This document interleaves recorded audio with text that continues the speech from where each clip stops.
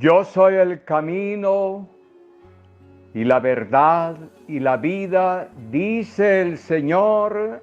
Aleluya. Del Evangelio según San Lucas. Gloria a ti, Señor. En aquel tiempo el virrey Herodes se enteró de lo que pasaba y no sabía a qué atenerse, porque unos decían que Juan había resucitado, otros que había aparecido Elías y otros que había vuelto a la vida uno de los antiguos profetas. Herodes se decía: a Juan yo lo mandé a decapitar. ¿Quién es este de quien oigo semejantes cosas?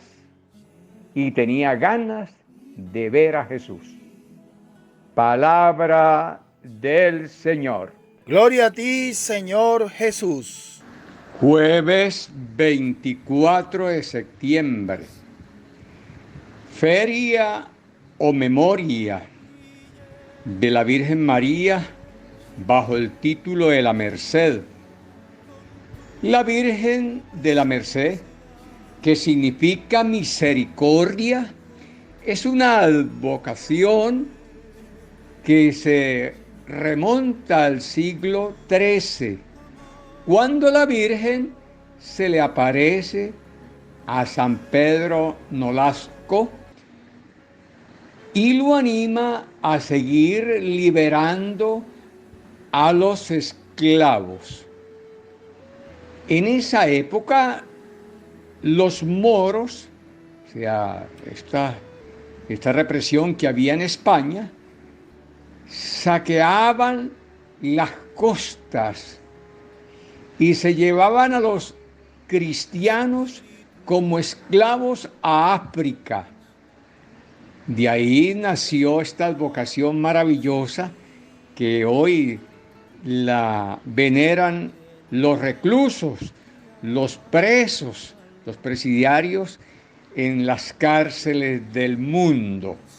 Así que día propicio para orar intensamente por los hermanos que están en las cárceles. También nos unimos a aquellas comunidades, por ejemplo, el pueblo de mis hermanos. Yo también crecí en ese pueblo, Las Mercedes, norte de Santander, hoy día parroquia de la diócesis de Tibú, Catatumbo. Es un pueblito rodeado de montañas, de veredas, pero es un pueblito que a lo largo de la historia ha sido católico y hoy veneran por las calles de las Mercedes, los hermanos del campo van a la misa en el día de hoy. Entonces desde aquí, desde Bogotá, les enviamos un saludo y una bendición a todos los habitantes de ese hermoso pueblo. Hoy en esta efeméride de su excelsa patrona, la Virgen María, con el título de la Merced. Felicitamos hoy a todos los caldereños, porque también en Calderas tienen veredas con ese nombre, pero en especial felicitamos hoy de corazón a todos los mercedeños y a todas esas parroquias cuya patrona es la Virgen María bajo el título de la Merced. Felicitaciones a todos ellos, a su párroco y a sus autoridades. Eso sí, diciéndoles de corazón, cuídense mucho, cuídense, no cometer desmanes. Seguiremos poniendo en práctica todos estos consejos con respecto a esta pandemia. Hay que cuidarnos porque la pandemia no se ha ido. Decía un médico estos días, vino para quedarse. Así que, pero desde acá, desde Bogotá, le enviamos un sincero saludo a esa hermosa comunidad, ese hermoso pueblo, Las Mercedes. Bendiciones para todos. Hemos escuchado el Evangelio de hoy, siempre esa invitación, ¿no?, de la palabra. Lee la palabra de Dios y escucha el mensaje que el Señor te ha preparado. En esta semana hemos estado escuchando el libro de los Proverbios, que aparece siempre en la como primera lectura de la misa de estos días, de esta semana. Durante 3 días leemos una breve selección de otro libro sapiencial del Antiguo Testamento con ese nombre, Coelec o Eclesiastés. Coelec o Eclesiastés significa el predicador. Bueno, un detalle para aprender, ¿qué significa Coelec o Eclesiastés? Que es un libro donde hemos escuchado esos dichos y proverbios. Significa el predicador, el que habla a los demás en una asamblea de hermanos. De ahí el nombre griego de Eclesiastés, el que habla a la asamblea o iglesia. Contiene unas recomendaciones que nos orientan a vivir según la voluntad de Dios. Hemos escuchado ayer, antier, un dicho tan lindo, todo el que construye sobre arena, sobre mentira, se derrumbará más temprano que tarde. Escuchen, uno de los consejos uno de los dichos del libro del Eclesiastés. Todo aquel que construye, bien sea la vida, la casa, el edificio, la sociedad, sobre la injusticia y las mentiras, se derrumba, tarde o temprano se derrumba. Lo que estamos viviendo hoy en nuestros países, que llegaron y nos maquillaron la ideología, nos la metieron por todas partes, por los ojos y por los oídos, que no había necesidad de leer palabra de Dios, que no había necesidad de Dios, porque ellos iban a imponer la ideología comunista pero maquillada. Y mire los frutos, mire la cosecha. A los 20 años, todo saqueado, todo robado, todo destruido. Por eso, eso lo que escuchamos estos días en ese libro del Eclesiastés. Todo el que construye, bien sea la vida, bien sea la familia, la sociedad, la empresa, sobre la mentira y sobre la injusticia, más temprano que tarde se va por tierra. Diríamos entonces, a la luz de esos dichos que hemos escuchado en el libro del Eclesiastés, líbranos, Señor, de vivir en la mentira. Líbranos, Señor, de vivir en la falsedad. Líbranos, Señor, de construir nuestra vida en la injusticia y en la mentira, porque el fracaso va a ser total. El fracaso de estas ideologías. Pero ¿en qué país del mundo? ¿En qué país del mundo? ¿En qué rincón de la tierra donde han construido la sociedad basados en la mentira, en la injusticia, en la ideología comunista ha funcionado? Ahí se están muriendo de hambre, que es lo que nosotros presenciamos hoy en nuestros días. ¿Y quién sufre? ¿Y quién carga con la peor situación? Pues los más vulnerables, los abuelos, los niños, los campesinos. Por eso hay que volver al Señor y no nos dejemos engañar más de estas ideologías maquilladas, ideologías comunistas que niegan a Dios, que asesinan la dignidad de la persona. Así que hoy nos acercamos con esperanza a orar por tantos reclusos, por tantos hermanos de las cárceles, para que la Virgen les cubra con su manto y con su bendición. Hoy nos podemos detener en la antífona del Evangelio que hemos proclamado. yo soy el camino, la verdad y la vida, dice el Señor.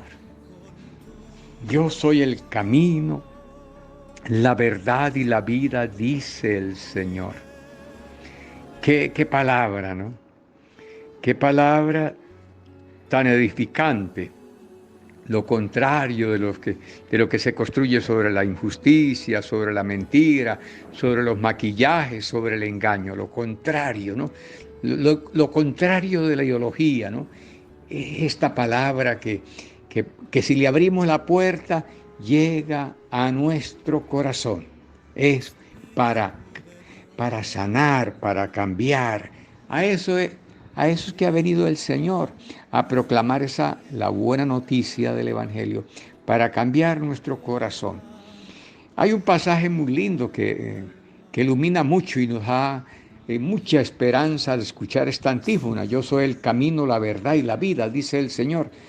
Aquel relato de los Hechos de los Apóstoles, ¿no? que tienen a San Pablo preso. Está San Pablo en la cárcel. Hoy cuando oramos por los hermanos presos, que está San Pablo en la cárcel, y el gobernador de esa época no es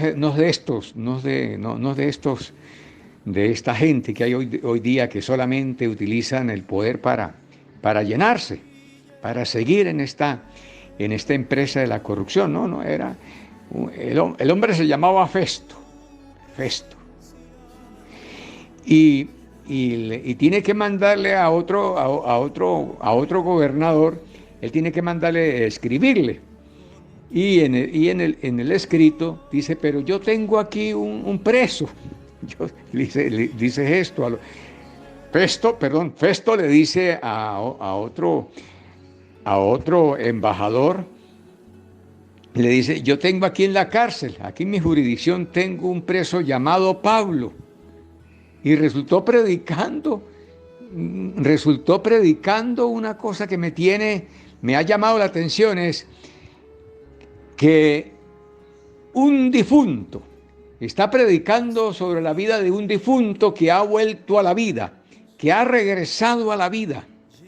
Oye, ¿por qué se me viene a la mente esta palabra hoy de tengo aquí dice Festo, tengo aquí en la cárcel a un preso llamado Pablo? Y resultó ahí predicándole a los compañeros de celda, a los compañeros de cárcel. Salió con ese tema de que un muerto ha vuelto a la vida, o alguien que había sido sepultado y ha vuelto a la vida. Y ese difunto que ha vuelto a la vida se llama Jesús. Y sigue la predicación de este hombre. Claro, Jesús anunció la resurrección, pero el encargado, el iluminado por el Espíritu Santo para llevar esta noticia, de predicar a ese difunto que en verdad fue llevado a la sepultura, que fue verdad, que fue llevado a un sepulcro y que sobre ese sepulcro colocaron una roca pesada, es Pablo. Es un relato muy lindo en los Hechos de los Apóstoles. ¿Por qué es importante este relato? Porque es que la gente, nosotros como católicos, los católicos no creen en la resurrección. Ahora últimamente con el Concilio Vaticano II es que ya escuchamos la palabra, vamos a preparar la vigilia pascual, vamos a prepararnos para celebrar la Pascua, para celebrar la resurrección, pero eso es después del concilio. Antes del concilio, y el concilio que tienen son, ya cumplió los 50 años, los 60 años, pero para nosotros no es un libro viejo, no podemos decir que es del siglo tal, ¿no? Es reciente el concilio. Incluso el Papa Pablo VI, San Juan Pablo II, el Papa Francisco, fueron hombres como cardenales que fueron invitados a la elaboración del Concilio Vaticano II, lo fueron elaborando por etapas, incluso obispos venezolanos. Monseñor Baltasar Porras, que ha sido un guerrero, un hombre que estuvo también presente allí en la elaboración, uno de los documentos del Concilio Vaticano II. Entonces, con el Concilio Vaticano II es que la liturgia nuestra, que tiene que ver con la Eucaristía, con la Santa Misa, con la proclamación de la palabra, fue que se dio ese paso de que nuestra fe sea celebrativa, y a partir del Concilio Vaticano II llegó ese Espíritu Santo que tocó a los cardenales y obispos en esa sesión del concilio, y entonces optaron por darle importancia a la liturgia. Y ahí es donde empezó ya a hablarse de la preparación de la vigilia pascual, hablar de la resurrección, porque antes el concilio, pues, ¿qué era deslumbrante en la liturgia? ¿Qué era lo deslumbrante, lo que más brillaba? Era la pasión de Cristo, era el Vía Cruces, las tradiciones. Ay, cómo sufrimos los sacerdotes cuando llegamos a un pueblo que solamente celebran tradiciones. Ay, Señor bendito. A los 8 días están las catequistas y las viejitas del pueblo buscando firmas para sacar el sacerdote, porque va a acabar el pueblo. Porque se va a acabar el pueblo, porque el sacerdote dijo que hay tradiciones que están mandadas a recoger.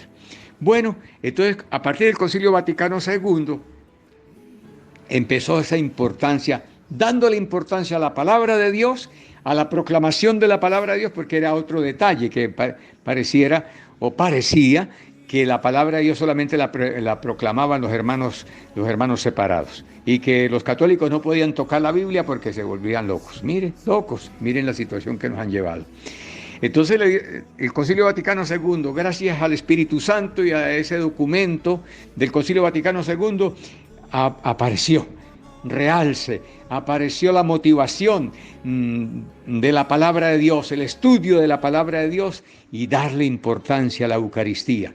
Y llegó ya a tocar el tema de la Semana Mayor, de darle importancia a la vigilia pascual, a la vigilia de Pascua. Entonces, ¿qué sucedió? Que hubo un testimonio de alguien que participó del Concilio Vaticano II, que en una de las evangelizaciones por allá en África, en esos pueblos todos olvidados, en esos barrios olvidados, como decir Caracas, por allá en esos cerros de Caracas, donde no puede entrar el cura porque le echan plomo, solamente puede entrar la revolución nada más. Entonces, en esos barrios marginados, llegó un misionero de noche a predicar, y como en todas partes, ya estaba el problema de que se iba la luz, entonces la gente se alumbraba con velas, se les acabó las velas, y el misionero llegó un poquito retardado allí. Bueno, de tal manera que cuando llegó, ya se había terminado las velas, y bueno, estaba oscuro ahí, medio se alumbraba ahí ya la última vela que quedaba encendida. Y entonces él dice, el que lo invitó al misionero, un padre de familia, pero háblele de Jesucristo. Entonces dijo, no, yo voy a empezar un poquito por la historia de la Biblia, porque es primera vez que llegamos a este sector, y la gente a hablar por allá de Adán y Eva y el pecado original. Entonces se paró una señora en medio de la oscuridad y le dijo, ¿y usted vio a Adán y Eva? ¿O está aquí inventando? Dijo, no, pues yo le estoy dando un tema de la Biblia. Dijo, pues si no los ha visto, hasta aquí llegó la reunión. Se ha parado aquella señora y todo el mundo, y las señoras todas se pusieron de pie y se acabó la reunión. ¿Y usted ha visto a Adán y Eva? Y porque resulta, le dice la señora, porque mi papá hace 10 años que murió y no volvió más. Mi papá hace 10 años que murió y yo no lo he vuelto a ver más. No ha regresado del cementerio. No es que no ha regresado para decir, bueno, ¿qué hay en la otra vida? Ese misionero le echó cabeza, se puso a reflexionar. ¿Por qué esa señora, sin conocer la palabra de Dios, me ha soltado me ha hecho esa pregunta? Que si yo he conocido a Adán y Eva, que si yo he visto algo de la vida eterna. Entonces ahí fue donde él se puso a investigar, a leer la palabra de Dios, y fue donde se encontró con este pasaje de los Hechos de los Apóstoles, el tal Festo, hablándole a su funcionario, a otro funcionario, enviándole un escrito con ese tema. Aquí en la cárcel tengo un tal Pablo, y está con una prédica allí, una prédica impresionante, hablando de alguien que ha regresado de la muerte, alguien que ha regresado del cementerio y tiene allí a esos hermanos de celda, los tiene con la boca abierta.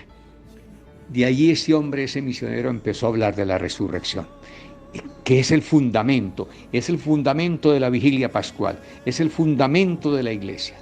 Por eso sufrimos tanto nosotros y por eso no nos importa la misa dominical, ni nos importa la palabra. Por allí a veces se lee, se medita el Salmo 91, pero es cuando llega la peste. Ojalá empecemos en nuestro país a leer, todo mundo en cadena nacional, a leer el Salmo 91 para ver si corremos la peste.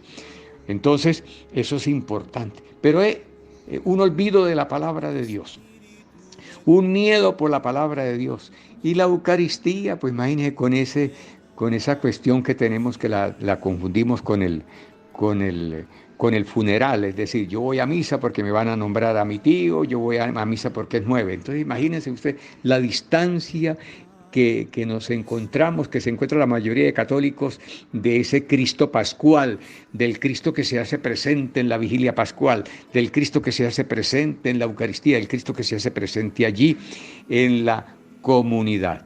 Entonces ese es el fundamento, es la resurrección, que no es un cuento de hadas, es la realidad. Tenemos a ese hombre llamado Pablo, que en la cárcel se puso a dar ese testimonio. Les anuncio la buena noticia de alguien que fue sepultado, pero que ha vuelto a la vida y se llama Jesús de Nazaret, Señor de los señores. Como dice en otro idioma, el Kyrios, que significa el Señor. Señor porque ha vencido la muerte, Señor porque está resucitado. Hoy, en el Día de los Presos, hoy cuando oramos por todos los hermanos que están allá torturados en una cárcel, Día de la Virgen de la Merced, pues que esta palabra de Cristo resucitado les anime y que el único que cambia el corazón de nosotros se llama Cristo resucitado. Que preparemos la Pascua, porque la Eucaristía dominical es una Pascua. Claro, ahora que si el Padre se engancha ya a nombrar 200 muertos, entonces ya no es Eucaristía, sino que es un funeral, fúnebre, es decir, luto. No, la Pascua es resurrección, la Pascua es Jesús glorioso, Jesús que tiene poder para llegar a nuestro corazón, para que muera ese hombre viejo, como dice San Pablo, y pueda Cristo, el hombre nuevo, transformar nuestro corazón. Hoy nos unimos a todos los presos con esta noticia de la resurrección. María anunció la resurrección. La Virgen de las Mercedes nos anuncia la resurrección y nos ha anunciado la resurrección. Nos unimos a todos los hermanos, especialmente hoy nos unimos en una oración en la misa de hoy por todos los reclusos de nuestro país y del mundo. Bendecimos a los enfermos, bendecimos a las autoridades que están enfrente de una cárcel para que caigan en la cuenta que esos que están allí en una celda son personas, que no son piezas, ni son